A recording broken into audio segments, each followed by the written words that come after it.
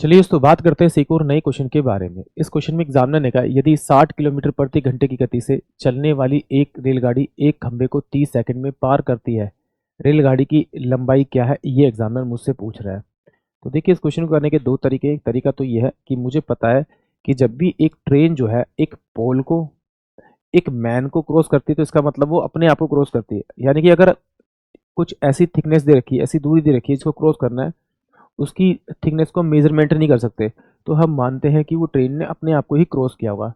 तो देखिए distance upon में टाइम इजकल टू मेरे पास में स्पीड होता है, तो मैं कह सकता हूँ डिस्टेंस इजकल टू क्या होता है, स्पीड इंटू में आपका टाइम होगा, कायम होगा। तो एग्जामिनर ने मुझे कहा कि भाई जो स्पीड है उसकी वो 60 किलोमीटर प्रति घंटा है। तो इसको क्या करना पड़ेगा, पहले मुझे मीटर पर सेकंड में चेंज करना पड़ेगा, यानी 5/18 से मैं से मल्टीप्लाई करूंगा तो मीटर पर सेकंड में आ जाएगा।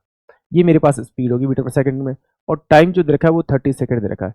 तो इसको अगर सोल्व करूंगा तो ये 10 हो जाएगा, ये 3 हो जाएगा, ये 10 हो जाएगा। यानी कि जो ट्रेन की लेंथ होगी वो मेरे पास में आपकी 500 मीटर होगी। यानी कि ऑप्शन जो डी होगा वो इस क्वेश्चन के लिए करेक्ट होगा। एक बार और समझते हैं कि ये 5/18 आया कहाँ से। देखिए एग्जामिनर ने मुझे किलोमीटर पर आवर दे रखा था।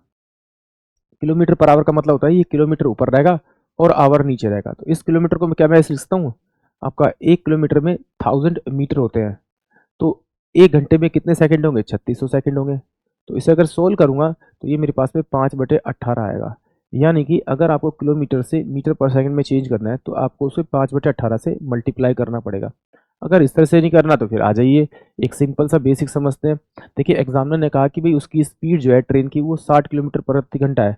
यानी कि 60 किलोमीटर जाएगी वो कितने घंटे में जाएगी, 1 घंटे में जाएगी। तो क्या मैं इसको ऐसे लिख सकता हूँ कि जो 60 किलोमीटर है उसको मीटर में लिखूंगा तो कितना आ जाएगा मेरे पास में, आपका 60,000 मीटर आ जाएगा। और 1 घंटे को मैं लिख सकता हूँ कि 3600 सेकंड लिख सकता हूँ आपका। तो इस 2 से तो मैंने 2 को काट दिया, इस 6 से काटा तो ये मेरे पास में 100 आ जाएगा, और ये कितना आ जाएगा, 6 आ जाएगा। अब एग्जामिनर कह रहा है कि भैया ट्रेन जो है पोल को पार करने में कितना 30 सेकंड लेती। यहाँ पर तो भैया ये कितना है, आपका 6 सेकंड है। तो इसको 30 बनाने के लिए किससे मल्टीप्लाई करना पड़ेगा, 5 से। तो जिससे इसे मल्टीप्लाई करो उसी से मल्टीप्लाई कर दो, यानी कि 500 मीटर। यानी कि ट्रेन की जो लेंथ होगी वो 500 मीटर होगी, यानी कि ऑप्शन डी। आई होप आप सभी को क्वेश्चन समझ में आया होगा।